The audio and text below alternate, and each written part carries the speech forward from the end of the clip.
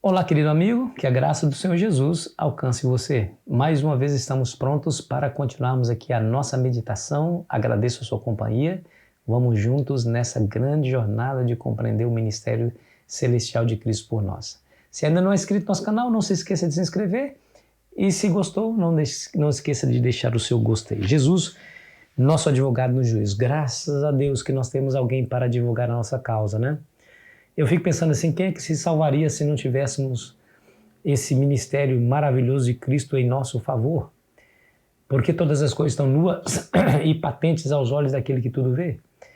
E se eu não posso fingir ser uma coisa sendo outra diante de Deus, se eu não consigo justificar os meus erros, meus pecados, minhas más escolhas, minhas más decisões, então que esperança há para mim se não aquela que Cristo me oferece? Jesus morreu para pagar a penalidade do meu pecado.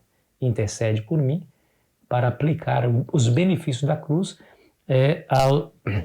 à minha vida diária. Deixa eu ler para você o texto de Hebreus capítulo 10. Preste muita atenção nessas palavras, porque elas nos trazem muito conforto e esperança. Capítulo 10, versículo 9, que diz assim, ó. Então acrescentou, eis aqui estou para fazer, ó Deus, a tua vontade. Remove o primeiro para estabelecer o segundo. Nessa vontade é que temos sido santificados mediante a oferta do corpo de Jesus Cristo uma vez por todas. Para um pouquinho, daqui a pouco nós continuamos. Você percebeu que nessa vontade é que temos sido santificados por meio do oferecimento do corpo de Cristo. Então veja que de pecadores passamos a santos por meio de Cristo. Então ele oferece os benefícios da sua vida imaculada para que nós também cheguemos à nossa santificação. Verso 11.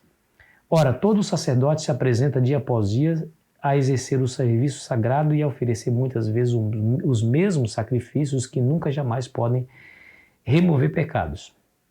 E aqui uma clara indicação do ministério sacerdotal lá do santuário terrestre.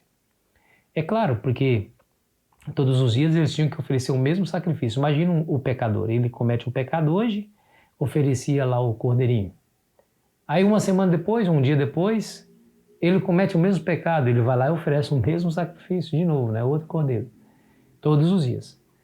E ele tinha que fazer isso. Por quê? Porque aquilo lá era somente um símbolo que apontava para Jesus.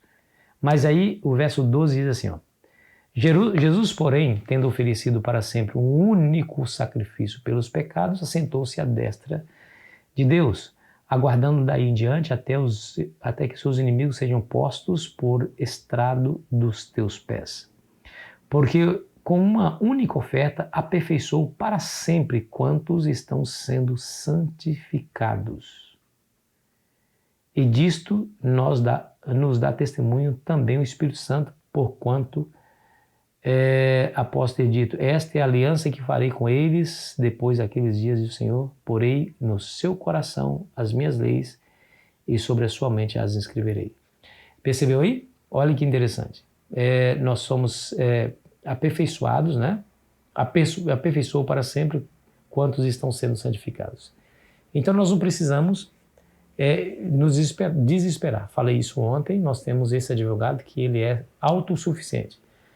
Ao contrário do sacrifício da antiga aliança, que todos os dias tinha que ser repetido. Mas o sacrifício de animais não pode remover pecados, como o apóstolo Paulo diz, mas diferente de Cristo.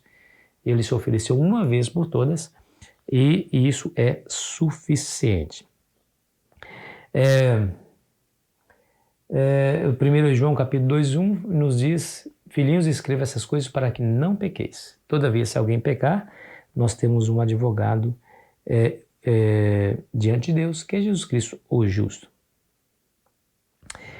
Interessante, né? Então nós temos essa confiança, nós temos essa esperança, nós temos esse caminho, nós podemos ir confiadamente, porque Jesus intercede por nós. Aí lá em Hebreus 9, verso 28, o apóstolo Paulo nos diz, assim também Cristo, tendo se oferecido uma vez por todas para tirar os pecados de muitos, aparecerá a segunda vez, não para tirar pecados, mas para salvar aqueles que esperam por ele. Hebreus capítulo 9, versículo 28. Então, quando isso acontecer, quando ele apresentar o sacrifício dos seus pecados, o sacrifício pelos pecados, por meio do seu sangue imaculado, da sua vida justa e impecável, aí ele voltará a segunda vez, né? Para nos levar. E aí é o seguinte, olha só, ele entrou no Santo dos Santos e nos convida a entrar junto com ele. Quer ver? Ó? Hebreus capítulo 6, capítulo 6, versículos 19 e 20. A qual temos por âncora da alma segura e firme e que penetra além do véu, onde Jesus, como precursor, entrou por nós, tendo se tornado sumo sacerdote para sempre, segundo a ordem de Melquisedeque.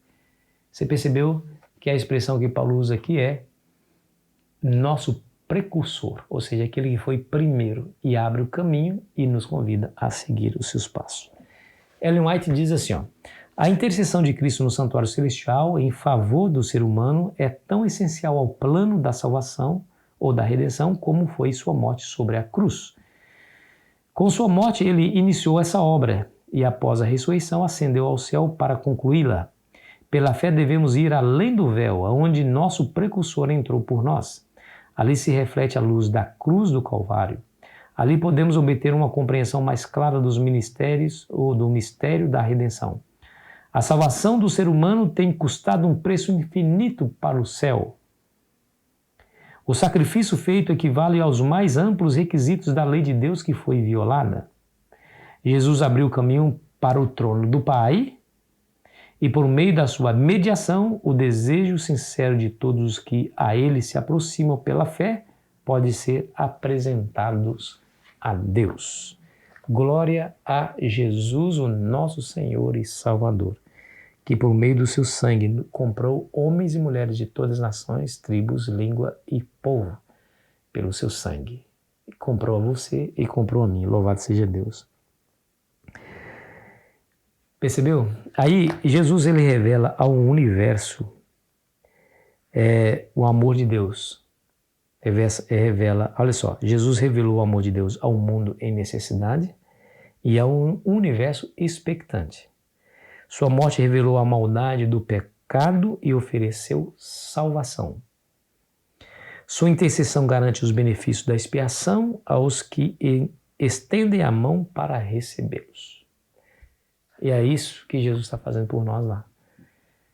Está oferecendo para nós a salvação. Por isso que o apóstolo Paulo faz aquela terrível advertência, né? Como escaparemos nós se rejeitarmos tão grande salvação? Como escaparemos nós?